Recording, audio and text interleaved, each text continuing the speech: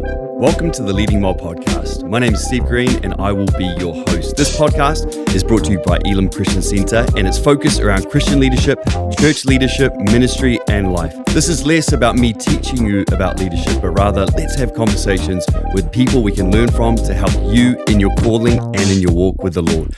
Enjoy the podcast and enjoy the journey. Welcome everybody to the Leading Well podcast. I am here today with my very good friend, Shane Huang. Shane is the lead pastor of our city campus church right there in the heart of Auckland City. And when I say in the heart of Auckland City, is right there in the heart of Auckland City. Yeah. Shane's office has a wonderful view of the Sky Tower. And it is so good to be here with you today, Shane. Thank you so much for being part of the podcast. Why don't you just introduce yourself a little bit and say hello to everybody? Hey, hello everyone. I'm Shane. I'm Shane Huang, and I'm from China. I came to New Zealand in 2002, and now I'm the lead pastor of Elim Christian Center, Auckland City campus. And as Steve just mentioned, we are so close to Sky City. You know, Pastor Mike, the previous lead pastor of City campus, he once said, if the Sky Tower falls, it will hit us. Right. That's how close we are to the Sky Tower. Yeah, by the way, Steve, my name is Shane Huang, you know, because Shane is an English name. Yeah. It's easy to remember. But it's, I think for people who speak English as a first language, it's very hard to remember my family name, Huang. Yes. Okay, Huang. So what I learned is preaching in English as my second language. I use a lot of illustration, image, props to help people understand what I try to say. Yes. So I bring something. I think you can understand why I bring those things here. Oh, wow.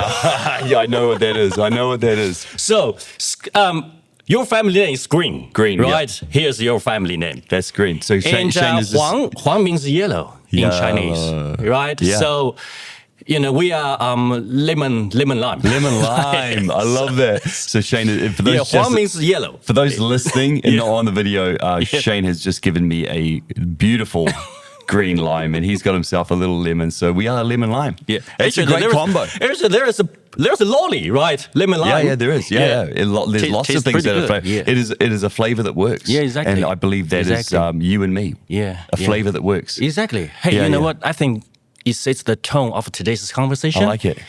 Nothing sweet. Yeah. But very healthy. Yeah, very good for you. But yeah, sour's a good flavor. Yeah. So Shane has been on our team for a number of years, but recently, in the last 2 years, has been leading a campus for us, a great campus. He's doing a fantastic job. And I really wanted to invite Shane onto the podcast to, I guess, talk through his story, his journey. Yeah. It's a unique story. Shane is the first Chinese-born campus pastor, lead pastor that we've had on our team, and so it's a unique story. And having known a lot of your journey and done a lot of life with you, I just thought it'd be great to hear where you've come from, how you got here, what leadership is meaning to you, and what it's like being part of, I guess, Elim, but also leadership in the church and in a ministry context. So I thought we'd just open it up by just asking you to share some of your story. You know, where you were born, where you grew up, what brought you to New Zealand, and your family and your background. We'd love to hear a bit about that. Yeah, I was born and raised in China, and Christianity is never anything, part of my life at all. And I didn't have any chance to get to know God or church. My mom is a Buddhist. Right. Yeah, and my dad, he serves in the government for all his life. So he's a Communist Party member. And so, in my family, we never had any conversation about faith, or God or Jesus. Right. Yeah, I think the first time I ever encountered a Christian was when I was in high school, and the boy is right next to me. He's from a Christian family. Yeah, he's probably the only Christian in my school. So he tried to share with me some of the values, some of his beliefs, but I feel that was just nonsense. Right.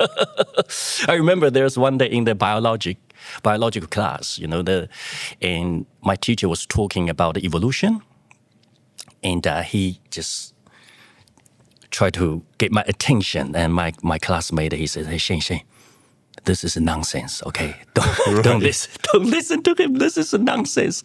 I was like, you are crazy. Yeah. This is science. Yeah, okay? right. Yeah, this is science. But listen to the teacher. So I think that's the first time I realized, wow, he's believing something different. To me. And now when I look back, I appreciate that because he tried to help me understand the truth. Wow. And he has the courage because, if you grew up in China, you obey the authority. Teacher has the ultimate authority. Whatever teacher says, you just say yes. You just follow. Yeah, you can never in our class you can ever challenge teachers. Really? So when he start having this kind of a conversation with me, for me it's wow. Wow. Because he's supposed to be the good student. He's very smart. I think, man, you're supposed to be the good one. Wow. So there's a real not just a respect, but an obedience to authority. Exactly. Is that ingrained in the culture? Ingrained in us, in our culture. Yeah, because and this was during the 80s? Yeah. Yeah, no, that was early 90s. Early 90s. In high school. Right. Yeah. So for us, I appreciate him now. I try to find out who he is now, because he is the first one try to share the truth with me. I remember he told me, we are created, Shane. We are not from monkeys. Wow. Yeah, that's what he actually said to me in the class. But I thought you are nonsense. Yeah. Okay, my teacher holds the truth. Yeah. So, by the way, that's also the mentality I had. Because growing up in China, your personality is not important at all. You cannot.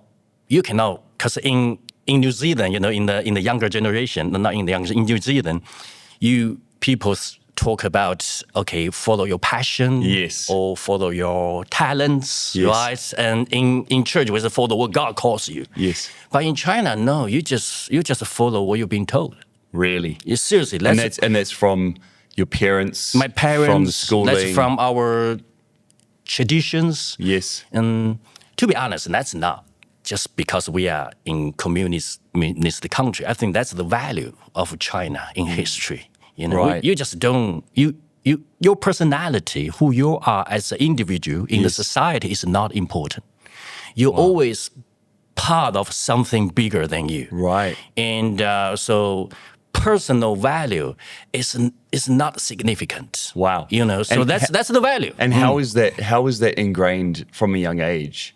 Because that is such a stark contrast to the culture of the West, or the culture of particularly New Zealand, where we are from a young age taught self-worth and individual value and seeing, and that's not a blanket thing, because I think there is a sense of community value and identity within family and whānau groups and things, but it sounds like that is not part of the mindset or the culture of what is built into people in China. No. For example, the only way for you, if you are in high school, the only way for you to have a better future is go to university.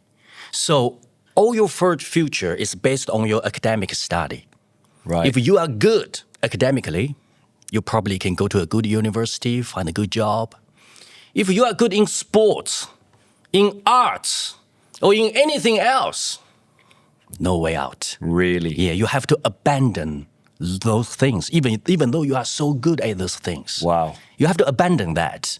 You just follow the path everyone goes. So for me, that's only good for those who are in academic study, you know what I mean? Yeah. Those kids, smart kids, but for students like me, because I'm never good in mathematics or in science, so I'm never good in that. You weren't good at mathematics? No. Hey, not every Chinese is good at that. And I don't play music instrument. Oh, wow. You were terrible. Yeah, terrible Chinese. So, Steve, one thing I was always good, and since I was primary school, and I was always chosen by my teacher to compete in public speaking. Really? Yeah. Really? I didn't know that. Yeah. Since I was probably 6 or 7 years old, I kept doing that, and in all kinds of competition in public speech, from 7 years old probably till 14 years old. And then after that, my school says you're going to stop because now the next 3 years, high school, you need to just focus on academic study. Really? Because what you're good at, there's no future at what you're good at. It doesn't matter. But I cannot speak for the younger generation today in China because I know today's Chinese young people, they have way more opportunities than back in the 1990s, right? They have way more options, especially when you have a social media platform. Yeah, of course. Right? But back in my generation, going to the university, study hard, find a good job, become an accountant or IT technician or working for the banks or working for the government, that's the only way for you to have a good future. So I totally stopped that. And that created a huge confusion in my young heart back then is, okay, so what's the purpose of my life? Really? So even then you were starting because I've been told you cannot do what you're good at. What you're good at is not important. You have to do what you're not good. So basically, before I knew God, basically in the past 30 years of my life, before I knew God, I was always trying to compete with other people's strength with my weaknesses. Wow. Right? I compete with those who are good in academic study with my weakness in study. Right. I compete those kids, they're good in science. With me, not good in science at all. So my whole life, including my career, how I choose, how did I become a builder, become a construction site manager? Actually, it's the same mentality working behind me, because that's a good job, right? Okay, yeah. That's a good career path. So even though, Shane, you are not good at this, do it. You do it. Yeah, you do it. You do it. So that's, I think eventually that becomes the pivotal moment to push me towards God, because I really need to find a way out. Really? Yeah. And talk to us about growing up in China in the 80s and 90s. Yeah. Tell us about what China was like at that point in time. And interesting that your mother was a Buddhist, but your father was worked for the government. He was a Communist Party member. That was his whole career. And he's still? He's still? I don't know, because there is no such a thing that you retire from your membership in the party. You retire from your workplace. He definitely retired from his position in the government environment, but I don't think you ever retire your party membership. Wow. There's no such thing. Wow. So tell us about growing up in China. What was the climate? What was the picture of China in the 80s and 90s for you growing up? Economically, back in the 80s, everyone is poor. Right. Okay. Everyone is poor. So poor. I remember in the 80s, because everyone rides a bicycle, right? Yes. In China in the 80s. So one day I was sitting on my dad's bicycle. My dad, he has such a vision. He says, Shane, when you grew up, everyone of your generation will drive a car. Really? Yeah, I thought, man, that was ridiculous. Dad, let's fix this bicycle first. Right. That's impossible. But that's true. Right, yeah, now. Right, yeah, now. Yeah. I owned my first car in New Zealand when I was in my 20s, right? Wow. So, and now everyone owns, you've been to China. I've been to China, yeah. Everyone's now, a nice car. They might be on bikes, but they're electric. Yeah. Everyone's driving cars. Yeah. But now, it seems like in the Western world, the government tried to ask everyone to ride a bicycle. Again, yeah, that's right. So back in the 80s, everyone is poor. So and why is that? I think because of the community, the economical system. Yes. So back then, everything is central controlled by the government. But thank God we had a great leader back in the late 70s. The new leadership came up. They, instead of focusing on the political ideology, they shift the whole focus of the country from political ideology into economic development. Right. So 80s is the time we just started, rebuild everything, infrastructure, industry. Yeah, and we started have the foreign like music, Yes. movies started the free market started to open up. But it's still in the very tight control because we don't want to open the door suddenly too big, and we lost control and lost our own value and culture. So back in the 80s, because it's right at the beginning of the economic development, and we call the economic reformation. And in the 80s, it's a wonderful thing for the new leadership in China back in the 80s. It changed our lives. Wow. But in the 80s, because it's right in the beginning, so we're still very poor. Yep. But in the 90s, I would say that's you can see people start change. Some families, they're getting richer. Right. Some family not really good. Some of my friends, their parents started running their own private business because back in the 80s and 70s, that was impossible. So there was no private business ownership? No, even in the 80s, in my memory, back in the 80s, all the department stores, all the shops, everything, even the dairy shop owned by the government. Right, so government owns everything. But in the 90s, and more in investments from overseas. Yes. And then Chinese people learn how to run business, and government allow us to own the private business and private properties. Yes. So that's the pivotal moment, changed the whole economic landscape of China. So in the 90s, that's the time, wow, I started learning for example, Hollywood movies. I started watching Hollywood movies. Really? What was your first Hollywood movie that you watched? Arnold Schwarzenegger's.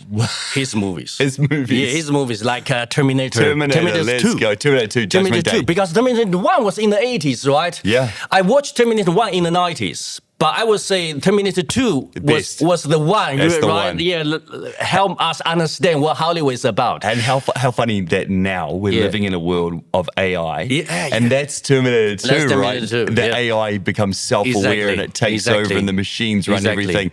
I think you might have watched it in the 80s or 90s, but I think we're probably on the cusp of living the real Terminator. The real AI takes control. Exactly.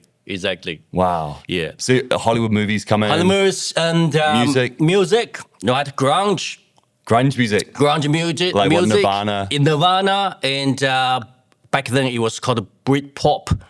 Oasis. Right? So pretty much in the 90s, I was in the 80s, your childhood and my childhood was so different. Yes. But in the 90s, when I was a teenager, when you're a teenager, I think we pretty much watch the same movie, listening to the same music. Wow. So like give us the common things to share, to talk about. You remember last time when we were on the mission trip, you showed me your Spotify playlist, right? Actually, I think, 80% of the bands, I listened to that back in the 90s, right? That's right. So, 90s is the best time. And it's also the best time, the time that the economic landscape changed in China. So prior to that point, so movies, music, everything, it's all government-controlled input? Is that like over the airwaves and over the radio? Yeah. You're just listening to whatever is being given to you. Exactly. In the 80s. Yeah. But in the 90s, we were wide opened up to the world. Wow. Yeah. Of course, the government control is always there. Yes. But, I mean, how can you control 1 billion people, right? For example, officially, we imported 10 Hollywood movies every year back in the 80s. That's Officially, that's the legal Hollywood movie. The legal ones. But we have other ways. Yeah. Because we have such a long coastline. Yeah, smuggling. I mean, besides the 10 official imported movie, published movie, produced movie in China from Hollywood, we probably have another 10,000 different kinds of movies. Yeah. So most of the Hollywood movies we watched were on the cheap DVDs. Yeah, those the burned ones. Yeah. Cheap DVDs. The pirated DVDs. Same the music. It's the I think most of the DVDs CDs. we watched here back in New Zealand were borrowed from you guys because we just watched pirated DVDs too because we don't want to pay for them either. So we would just get the Chinese burned copies that some mate brought back from some trip they did with their family somewhere, and that was hilarious. Yeah. That's amazing. Yeah. And so during that time, you were born during the one-child policy of China too. Tell us about that as well. I was the first generation. I was the first tier of one-child policy. It's very interesting because, I mean, even in New Zealand, you see some families have only one child, right? But imagine the whole generation. When you go to school, 95% of your classmates, they are all from one-child family. So there's no brothers and sisters? No brothers and sisters. One day, my kids asked me a question. He says, Dad, do we have uncles? I said, no, you don't. You see, because I don't have brothers, I don't have siblings. So for my kids, they don't have uncles, they don't have aunties. Wow. Same as my wife, same as Yuan, because she is from one-child generation as well. So it totally changed the family value and family structure. And that was a government implemented initiative. Enforced. Enforced, yeah. So each and why, for those listening, some people are going, this is crazy. Yeah. But what was the rationale for enforcing a one-child policy? Was that to try and keep the population? Basically, just the birth control, just control the population, because they believe it's just too much. The population will get too big for us. Economically, we cannot afford that. Right. But actually, that's counter the basic economic principle. Yeah. Actually, when you have more people, you have a bigger labor market. Yes. Now we suffered from that. Now the government realized that was a mistake. Really? Because now we don't have enough young people. Yeah. We don't have enough labor force. You had an aging population who now can't work. You see, for example, for my family, right, we have my parents and Yvonne's parents. We have 4 elderly retired people in our family. Yes. But only me and Yvonne can working, look after them. You know, so 4 and then you have 2 on the second generation, right? And so it's like this side. It's like the upside down pyramid, right? Yes. It's wrong because when you look at the Kiwis family tree, it's a pyramid, right? Yeah, it's the other way. It's the other way. Boom. So that's the prosperity is about. That's why in the Bible always says, children start blessing from God, right? Because it's not just bless your family. Because God sees the economy. God sees the whole nation. Yeah. I mean, it's a prosperity. It's the foundation of the prosperity of the whole society. Wow. So now, and I think Chinese government, they encourage the younger generation, have 2 kids, have 3 kids. Really? Even reward them.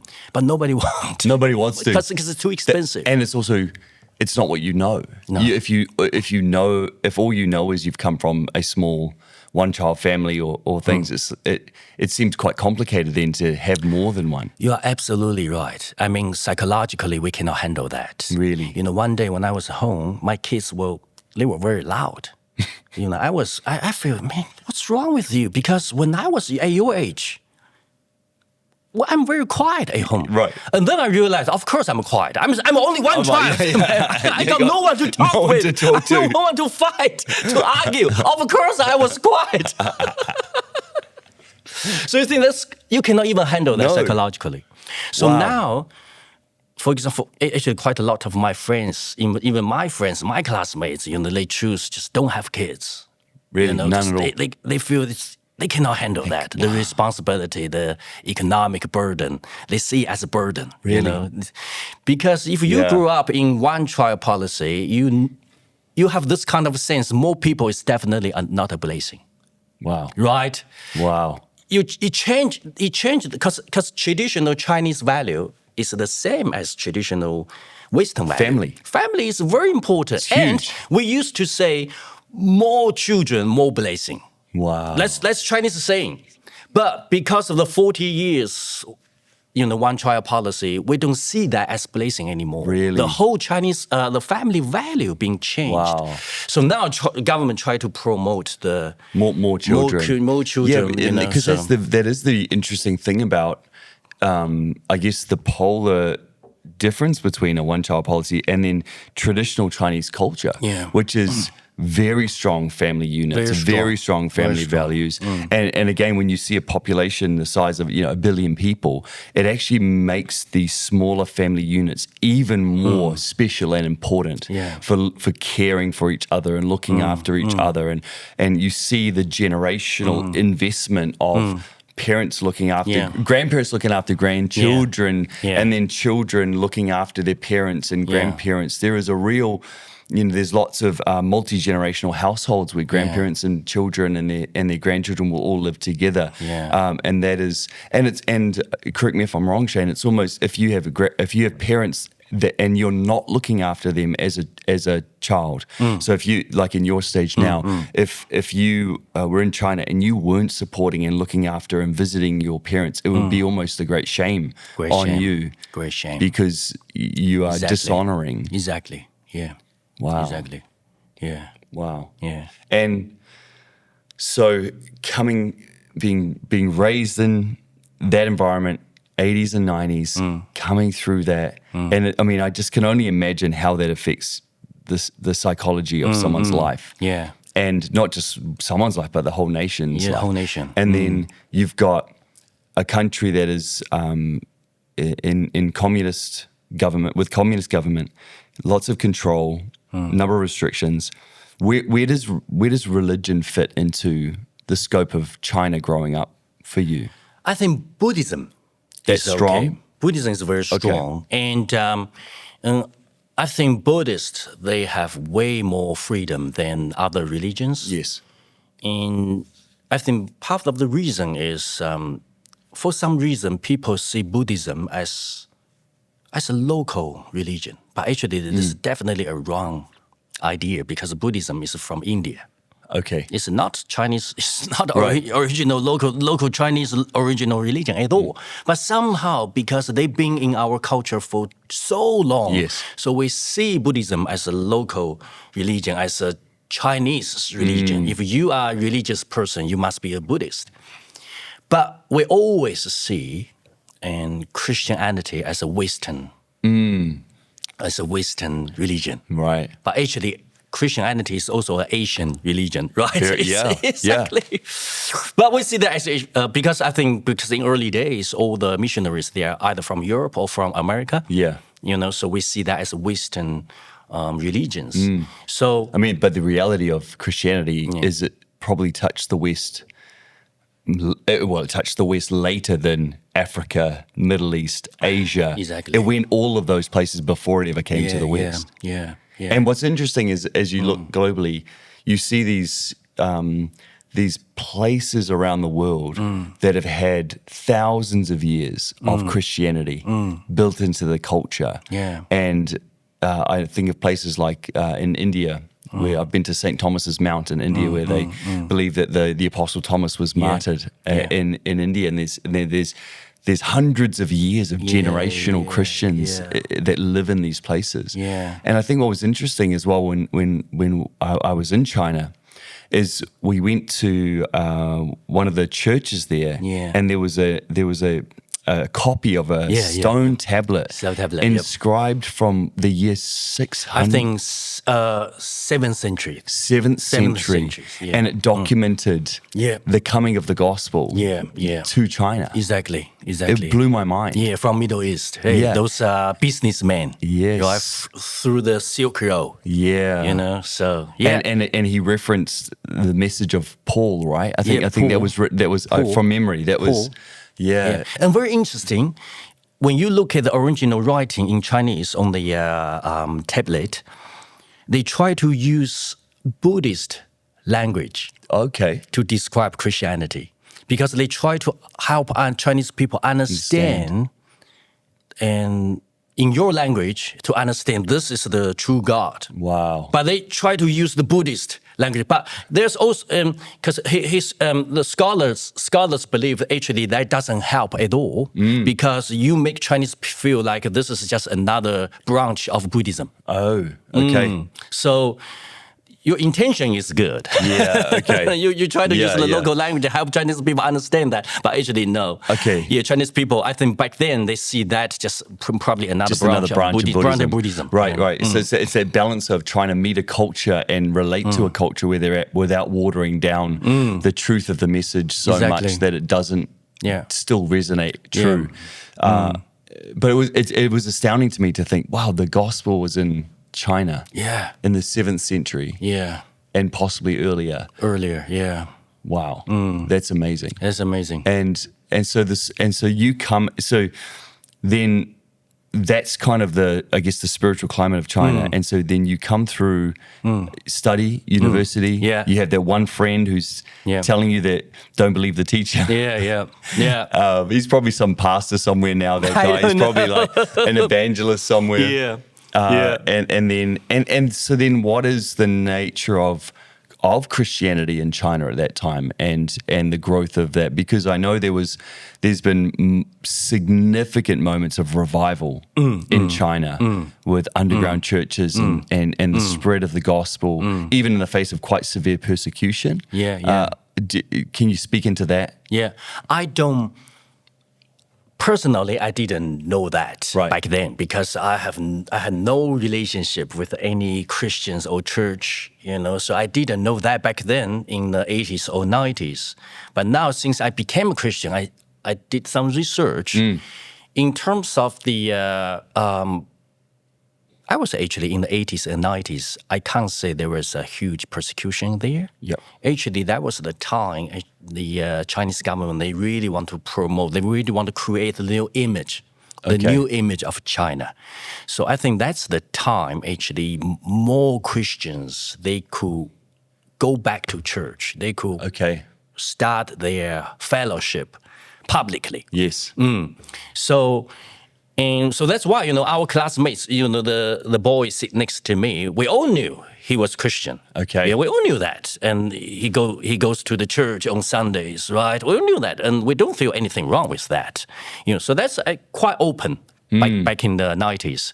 And in terms of persecution, actually, the real persecution happened during the extreme political movement from 50s, 70s, 60s and 70s, those 30 years. Those 30 years, that was extreme communist movement. That was really tough time for Christianity and churches back then.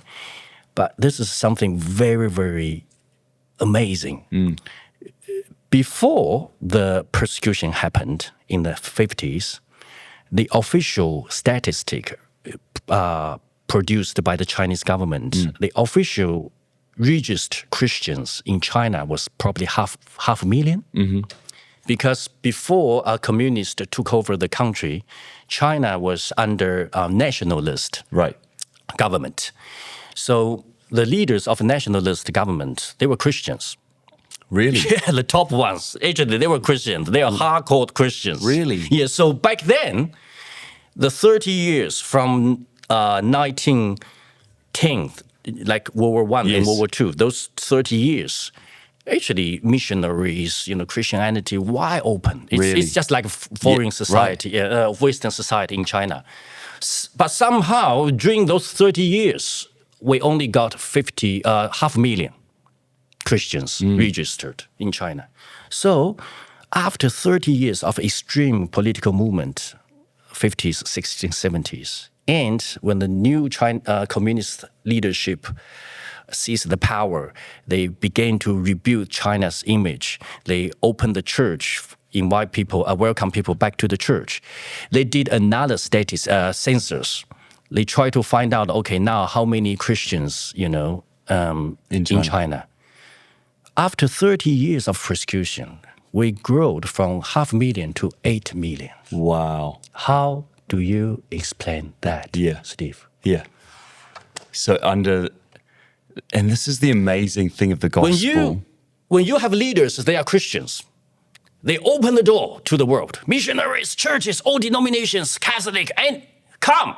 30 years, we had 500,000 Christians. 500,000 Christians, yeah. And then the door all closed. All the missionaries kicked out of China. All the churches closed. Yep. Christians persecuted, Put in prison. put in prison after 30 years. So you might think, okay, now It'll Christianity die. 8 millions. The opposite happened. Opposite happened. And I truly believe more than 8 millions. Yes. Because, I mean, you need extreme courage to put your name on the register. Because then they know. Right? Yeah, they know. Those 8 millions, they were extreme courageous people, Wow. Christians. They are brave enough, says, okay, even after 30 years of persecution, I'm still Wow. faithful enough to put my name on the registration. Yes, I am a Christian. Wow. Wow. 8 million. That's amazing. And it's this is one of those amazing things to consider about Christianity, about persecution, is we see it as a negative, and it's devastating and it's difficult. Yeah. But it's such a catalyst for the gospel to move. Exactly. And you can't explain stop that. it. You and cannot. Yeah. It doesn't make sense. No. Right? But that's a miracle. Because that's, it costs you more. At that point in time, Exactly. it's going to cost you very likely everything Yeah. to say yes to Jesus Yeah. and to follow him. Yeah. And in the face of prison, Yeah. economic ruin for your family, all those things. Yeah. It's and the spread of that happened in house churches, Yeah. underground movements, things like that, where it wasn't in big established churches, but the gospel just spread like wildfire Exactly. in those 30 Yeah. years, which is just phenomenal. Yeah. It's just it's quite mind blowing, isn't it? Mind blowing. Yeah. Exactly. And okay, so let's move forward in the journey. Yeah. So would you consider yourself an atheist at that point? Like or just Absolutely. an agnostic? You just don't really Absolutely. believe in anything. No, absolutely. My mom was a Buddhist. Sometime, she will bring me together when I was a kid to temple. Okay. But I was not really into that, so I would say I was atheist. Yes. Yeah, so. Yes. And then what brought you from that point there to New Zealand? To New Zealand, the purpose for New Zealand is, I would say, mainly the influence from my dad. Because Okay. my dad always encouraged me to pursue freedom. Okay. I just appreciate that because my dad really give me, since I was in my early age, he just encouraged me, you choose, pursue freedom, those kind of things. And so after I graduated from university, and as I mentioned before, in the 90s, I get to know Western culture. So after I graduated from university in 2001, I said to my dad, I said, Dad, I want to go overseas. I want to go to a Western country to see the world. And he supported me. Right. Yeah, he supported me because he could understand. He could understand where it was from. It was right. from him. So he supported me. But he told me, if you go, don't come back. Your dad said that Yeah, to my you? dad said that. But I thought he was joking. But actually, he was serious. Wow. And why? Because that's how he grew up. He left home when he was 13 or 14. Wow. And from Beijing, he grew up in Beijing. And he went to my hometown where I grew up. Where's that? Fuzhou. It's like 2,000 kilometers away from Beijing. Okay. Because of a political and economic reason. Yes. Because actually, you say back then it was an extreme political movement. So my grandparents, they were in trouble. So they just could not afford to raise up the kids. So they all split. My dad went to southern part of China in the boarding school. Okay. And back home to visit my grandparents once a year. So that was how he grew up. So he learned be independent in a very early age. So he told me, don't give yourself a plan B. Don't think, because of course he gonna spend a lot of money on me. He says, I will not spend so much money for you just to have fun for 1 or 2 years and then come back, So I want a good return for my investment. Right. So you're gonna learn, be independent. You're gonna settle there. You're gonna make your own life build there. a life. Yeah, build a life there, yeah. But I always thought he was joking, right? Until 3 You're years. like, don't you love me, Dad? Yeah, until 3 years later, in 2005, I told my dad, Dad, I want to go back to China. It's boring here. So, because those curiosity, those you don't feel new anymore in New Zealand, right? After 3 years, you feel, I finished. I know stuff, I know how's it like, living in a foreign country, Western country. I don't go back. And my dad said, no, you are not coming back. Really? So that was the time I realized, okay, I really need to build my life. Really? Yeah.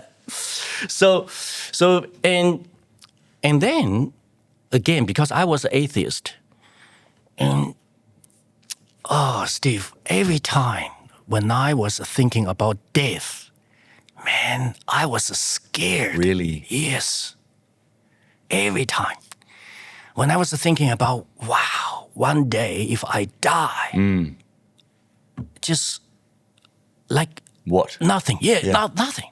Because I was atheist. I didn't believe in hell or afterlife. Yeah. I just believed that I became nothing. Nothing. Wow.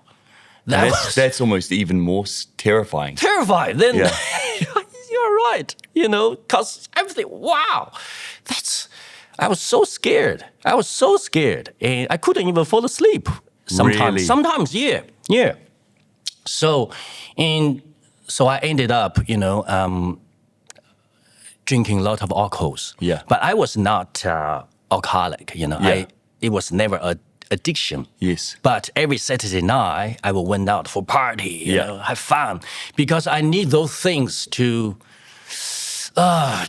stop me from thinking about some big questions about life. Okay. And also, like I mentioned before, I was always follow the path everybody goes, right? Yeah. So for me, I always feel that even though I was working as a builder and construction manager, it was a really good job. But that was not for me. That was not me. Not fulfilling? Not at all. Not even close. And so I was wondering, what's my purpose? Right. Especially when you are in construction, you get to know some of the talented craftsmen, Sure. builders, trade person. Wow. Yeah. They were so good at what they are doing. So again, every day I was competing against them with my weakness. Right? Because I'm not good in that. And some of the architects, some of the engineers, wow. Yeah. You just see, wow, those people, they really know what they are doing. They really found their things in life. But what about me? Oh man, that's very, very sad, a very, very disappointing time in my life. Yeah. And so parties, right? Yeah. Have fun. Those things can stop me from thinking about those big questions. That's right. I often refer to those as they're a mask. They're a cover. And they cover over the hole, the deeper hole of questioning and seeking, but they never fill the hole.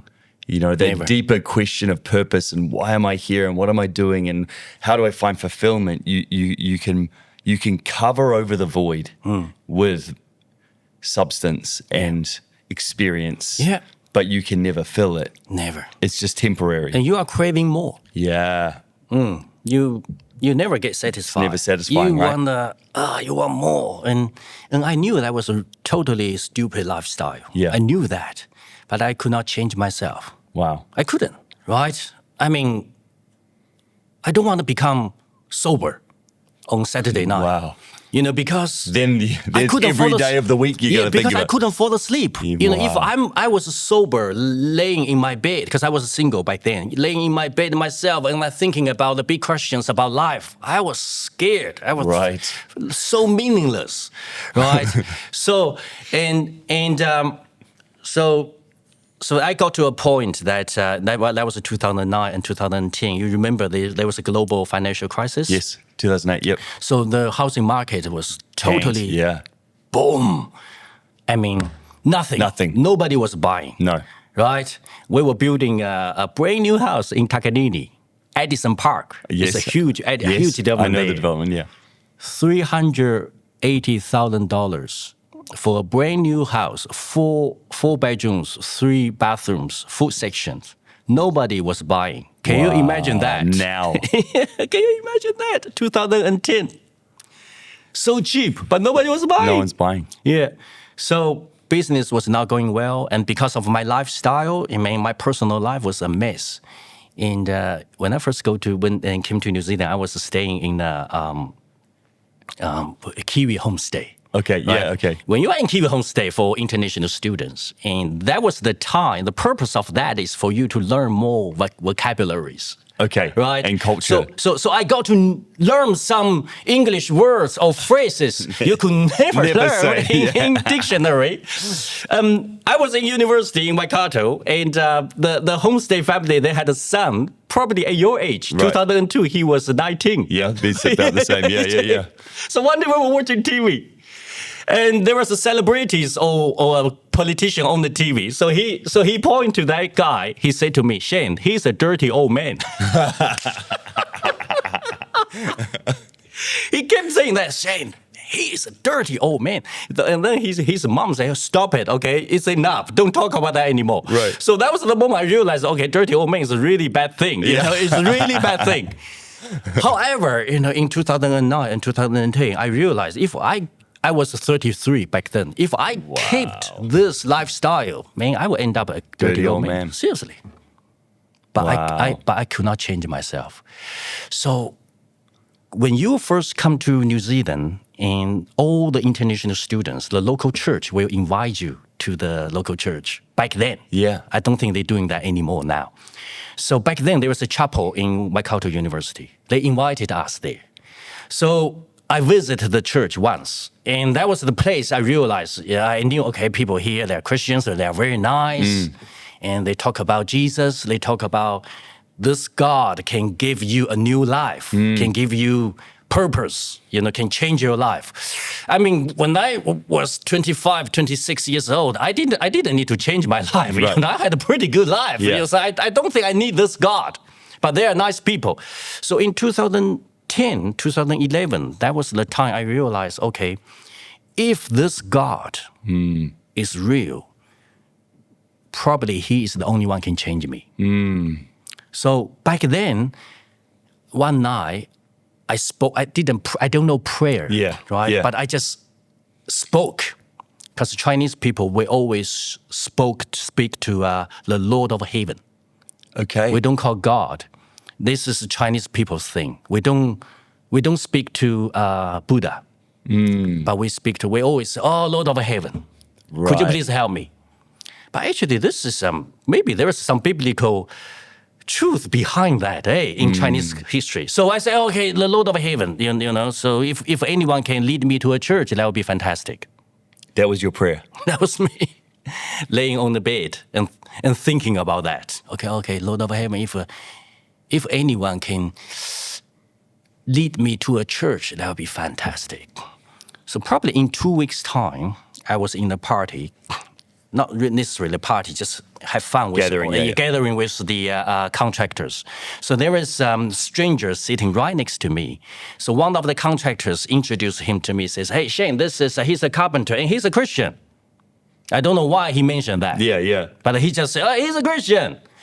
Probably try to tease this guy. Right? He's a Christian, Shane. You see, he's a Christian here. And then I started talking to him. I said, hey, you're a Christian. Because I was looking for someone who lead me to the church. So I asked him, hey, which church you come? Is it possible, for me to go to your church? He was very happy. Yeah. He was excited. Of course. It's like a Christian hitting the jackpot. Exactly. He said, what? Of course. So he takes me and the location of his church, 74 Cook Street, Elim Christian Center. Wow. Wow. Okay, so all the rest of the story. So just for context, that is the address of the church that Shane is now the pastor of. Yeah. Okay, keep going on the story. This is too good. Yeah. So you go along. So I told you, I want to change myself, but I couldn't. I don't know how. So I remember the first Sunday service, I went there. The first Sunday service was one of the Sundays in September 2011. It was Tim Simon. Right. Remember, Yeah. Tim Simon He was the lead pastoring, pastor yeah. back then. So in his sermon, the key verse is, I think, 2 Corinthians 5:17. Whoever is in Christ, the new creation has come. Yeah. The old has gone. Wow. The new is here.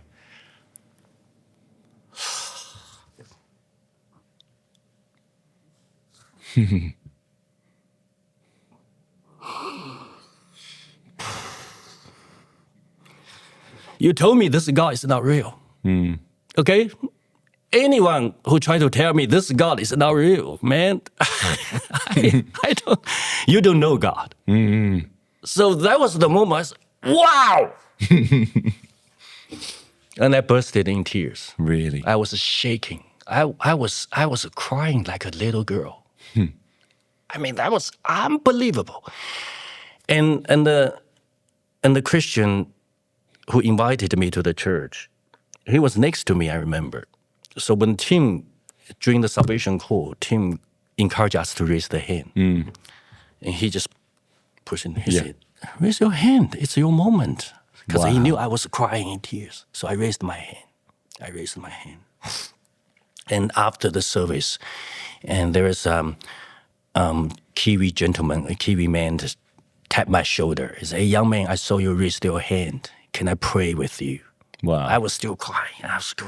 And then he prayed with me. He prayed for me. And Roger Canahan. It was Roger Canahan. Roger Canahan. Wow. He prayed the first prayer after my salvation call for me. I was crying. And I told him, I said, I don't know why, but I told him I found hope. I have found hope now. Because I can have a new life. Yeah. I can change myself. And the old has gone. Okay? All the stupid things. All the regrets. Yes. I mean, I had so much regret Yes. in the past years. But God says, Gone. it's all gone, son. The new is here. Yeah. Wow. So that changed my life. So I just got baptized in 2 weeks' time. Really? It was Pastor John. He baptized me. Really? Wow. So And so then from that point, you were just, I'm in. Amen. I'm in. I just say yes. Just like you. Yeah. We say yes To everything. Yeah. Everything. Yeah, I say yes to everything. Whatever the church wants me to do, whatever I believe is the calling of God in my life, I just say yes. Wow. Wow. Yes. And then just, so you continued in construction. I continue in Yeah, but now it's your life has a deeper purpose, a deeper meaning. purpose, and you found Jesus, you found salvation. Yeah. God's transformed your heart, your life from the inside out. Yeah. Fixed what you couldn't fix. No. Changed what you couldn't change. No. And now you're on this totally new path, walking with the Lord of heaven. Yeah. And discovering the life He's got for you. Yeah. And I remember after I became a Christian, one of my contractors, because I used to be the guy who makes a huge difference in the party. You know what I mean? Yeah, you're the party guy. Yeah, you're the vibe bringer. So that he was a plumber. He told me, Shane, I feel I lost a good friend since you become a Christian. I was thinking that's the way it's supposed to be. Yeah. I'm sorry. Right. Because I just not into that lifestyle anymore. Yeah. Not anymore. Just drops no away, fun, right? Yeah. no joy at all. In those things. Yeah, because after I converted, I was still invited to Of course. of course, right? But every time I was there, I would start talking about my faith. Really? They stop inviting you. Yeah, and then I just totally lost the appetite in the alcohol, just no fun. All of it gone, I just don't want to be there anymore. Right. Wow. Wow. That's amazing, Steve. That's amazing. And so then what from that point to now, and like I mentioned, you went from being invited to 74 Cook Street, Elim Christian Centre in the middle of Auckland City, to now you're the lead pastor of that campus with us. And like, what a journey. Who would have thought that that kid from China who walked, left there, came to New Zealand to try the West and try a different life, would now be a born again follower of Jesus, but now not only that, but now in Christian leadership and serving God full time with your life. How did you get to that point? From that moment of conversion to now saying yes to ministry and things? What was the key things that took you on that journey? You remember I shared when I was 6 years old, I was chosen to the public speaking. Yes. So that was something I really good at. Yeah. But I stopped it, right? Because there was no future for that. So that was one of the questions I asked God. I said, God, is this, what's that for? Just everything is created for a purpose, right? And until one day I sensed a very strong, it's just, I couldn't imagine, I couldn't explain that feeling, that kind of, I just feel God calling me, God pointing to the pastor on the stage. That's something you are going to do. Really? And it happens very close to my conversion. Just really, it's same time. Wow. Same time. So since then, since I got baptized, since I became a Christian, it was also the same time I realized my future, my purpose is to serve the church. Really? And, back to my very traditional Chinese value, I believe, I need to be loyal to the church here. Really? Yeah, because God saved me here and people treat me so nice here, so I owe them. Really? So I believe I would never leave this church. Yeah, that's my loyalty. That's my value. Unless God calls you otherwise. Yeah. But you have to make it clear. Yeah. I think he has to make it very clear, but I don't believe so. Yeah. So you just began serving, being involved, helping, whatever. And then, I know you were discipled and mentored by Pastor Mike Griffiths, who became the campus pastor in the city for a number of years. And you really just continue to grow. And that's what I love about your story. And I think it's such a powerful leadership quality. That willingness just to serve. Yeah. Like whatever, God, if you've asked me to do this, if you're calling me into it, if I believe in the mission of God and what he's doing and how he's building this church and reaching people, you just are the guy that says yes, puts his hand to it. And like you said, that innate loyalty to go, I'm committed to making this as successful as God would have it make it. And I think it's an understated leadership quality just to be loyal, dependable, servant-hearted, no agenda. I'm just going to be a blessing and to serve. And I think that's a real hallmark of your story. Yeah. You've done that since day one, really, and have been so faithful. I know, Pastor Mike would say, just what an asset, what a incredible part of the community you were in the city campus, and you essentially became just like his right-hand man. You were the guy that just kept showing up, right? Yes. No one was pressuring you. No one was. You just were like, I'm here and I'm doing it. Yeah. And that journey has just led you now to the place where the opportunity has. I mean, there was an opportunity, I think, for you to come on staff part-time, right? Yeah. You were serving part-time while still doing construction. Yeah. And then it's really quite a rapid journey, if you think about it, to now being a pastor. So what's it like now on the other side of that journey of going, I met Jesus and I had this deep sense of calling to to be a pastor, to lead and to preach his gospel. Yeah. What's it like now on the other side of that? Sitting in the seat you sit in. You've been in the role now for 2 years. 2 years, yeah. And what's it like now? Well, Steve, I want to take this moment to show my honor to all the pastors, who have been leading a church for 10 years, 20 years, 30 years. I mean, man, I don't know how you guys can handle that for so long. Because for me, I realize it's how hard it is. Right. But I'm just 2 years. Yeah. I realized, wow, this is really, really so. Now I really respect all the pastors. You know, it doesn't matter how big your church is. Yeah. It doesn't matter, where you are, what kind of language you speak. I mean, just respect. Really? So it's really hard. But here's the thing. you need to understand your calling. You need to Yes. understand your purpose. Yes.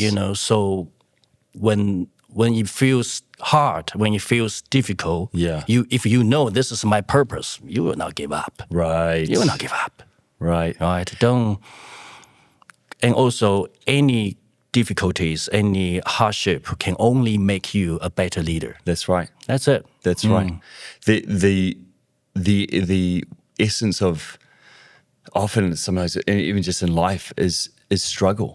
Yeah. It's overcoming struggle. Exactly. It's adversity and overcoming and fighting the battles and slaying the dragons and going after what the deeper, higher purpose that we have to our lives, and seeing God's plan move in it, and seeing the kingdom of God extend and established, and life come to people, and healing come to brokenness, and restoration come to things that are that are fallen away, and that is it really is the story, not just of ministry, but it's the story of the purpose of God in your family, in your home, life, and whatever God is. Marriage. And I love what you're talking about purpose, because no matter where you are in your journey, whether you're in ministry, whether you're in business, whether you're a parent, if that is what God has called you to do in that time, in that season, for that moment, or for the rest of your life, if you know that that is where you have purpose, and you know that is what God is asking of you to do, then that same sense that you have, that I can't give up, because this is what I'm supposed to do. It carries you in the difficulty. It anchors you in the storm, because you know, like, oh, look, God's asked me to, God's called me to it. I can't go back. I have to stay the course. And so I have to find a way through this. And so how have you navigated like as a leader now, leading a great church? I mean, in City Campus is a great church. It's probably our most diverse campus. 60, 70, 80 nationalities or nations represented in it. It is super diverse.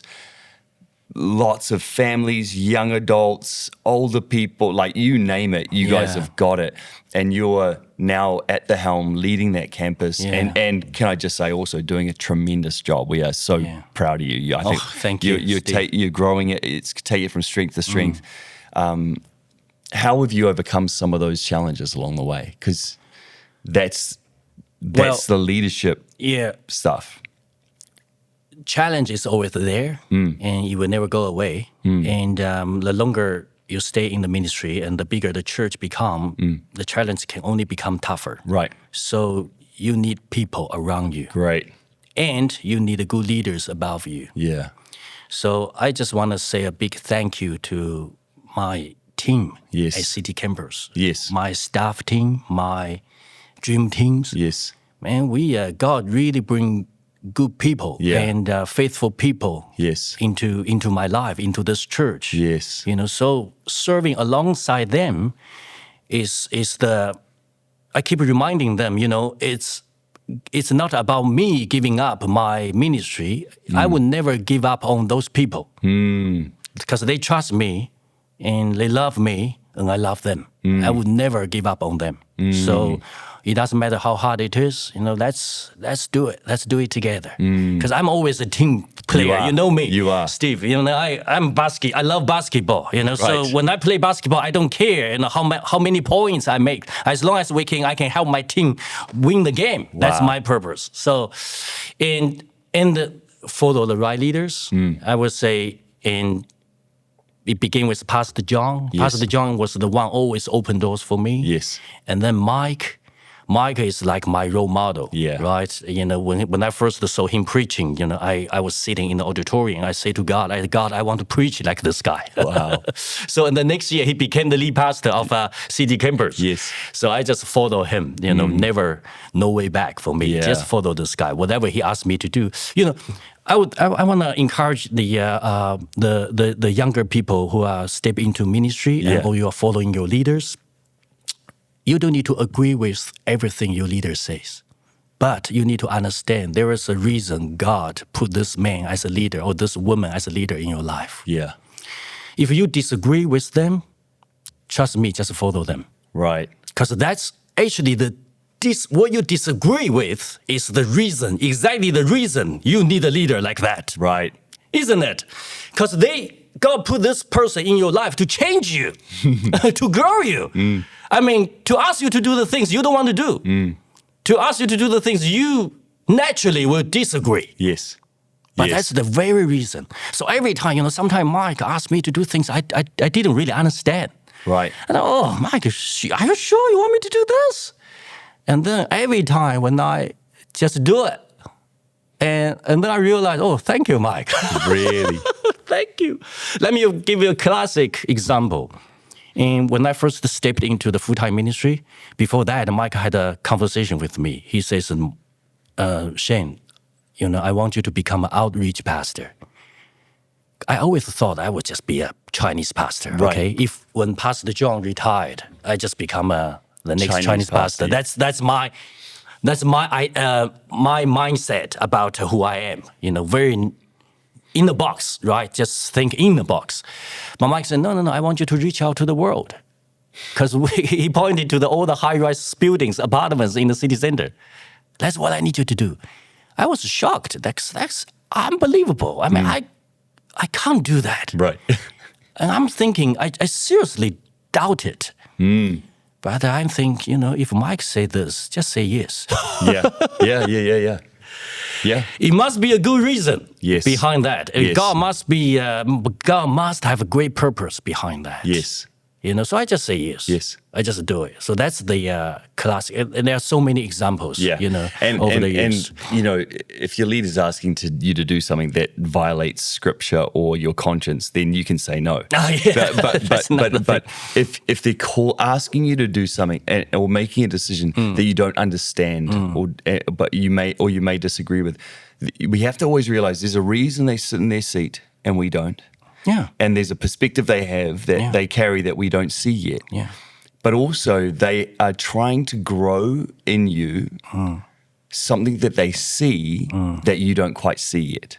So, one of the gifts of leadership is to look at someone and see the potential, see the call, to see where God wants to take them, and then be able to push them into places and moments and environments that are going to stretch them, maybe make them uncomfortable or challenge them. And it's to grow them up into what you see on their life. Yeah.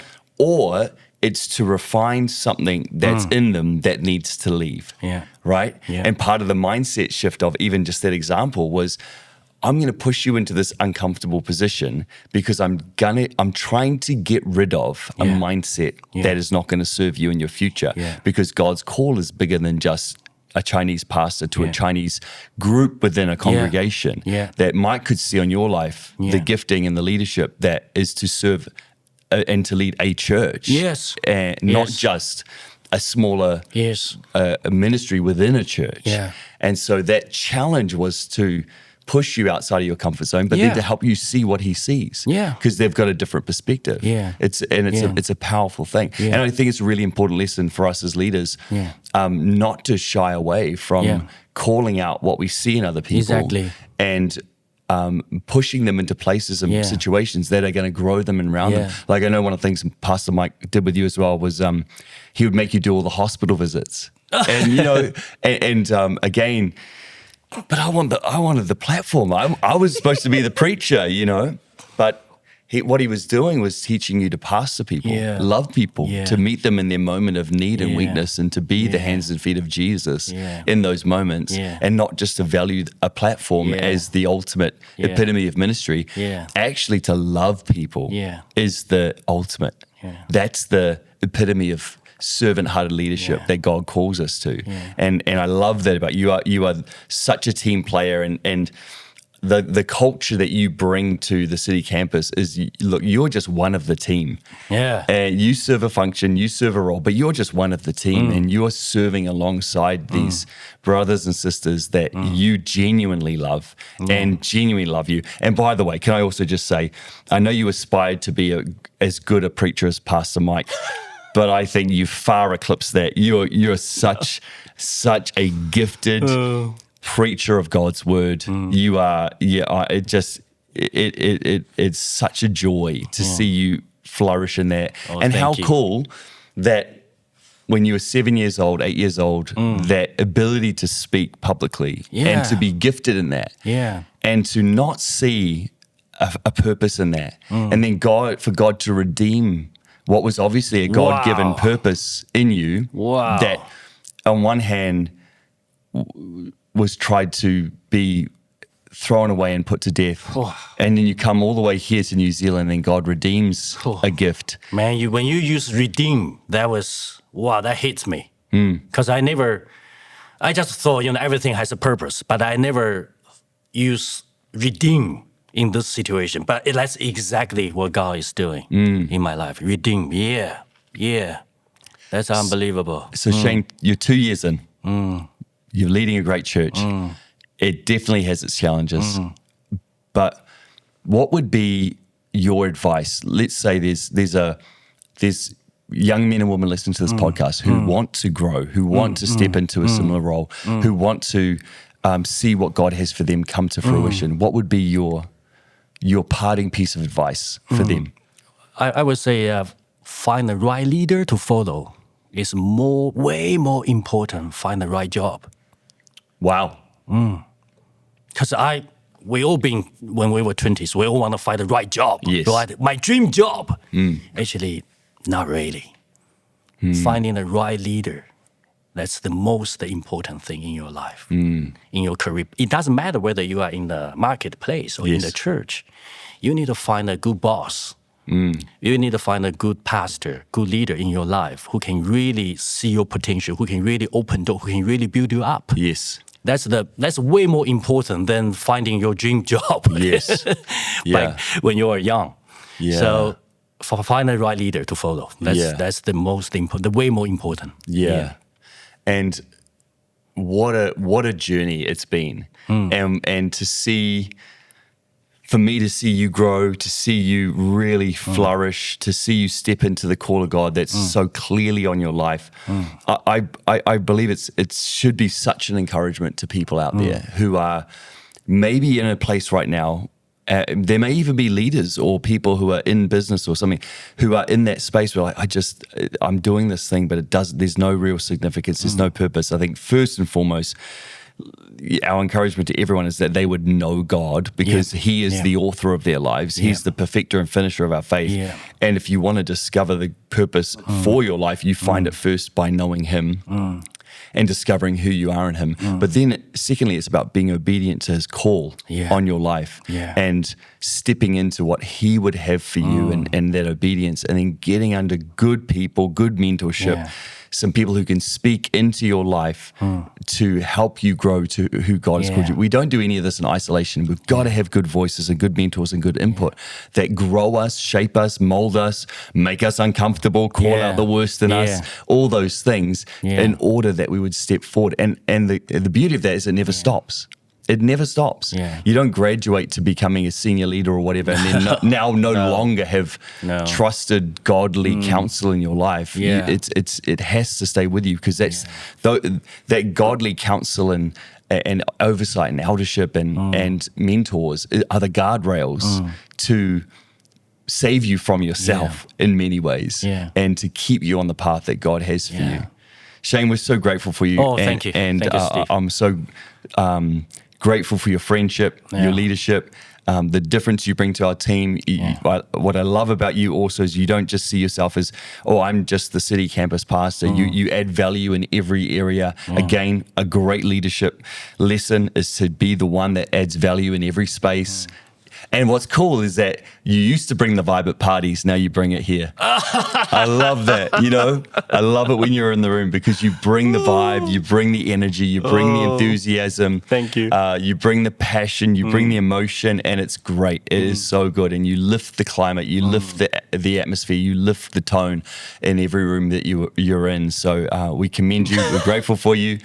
And we're so grateful that God brought you. Thank you so much, all Steve. the way here to us to be here, and all along the way, we didn't mention this, but you got married. You now have 2 beautiful kids. Channing and Hannah, just awesome kids. And your beautiful wife Yvonne, who's working my wife in the church. Again, that's another God's place into my life. I met my wife in the church. My kids, raised in the church. So Yeah. Yeah. So good, man. Well, God bless you, bro. Thank you for being part of the podcast. And I cannot wait to see what God does with you in the future. Thank you, Steve. Thank you Awesome. very much.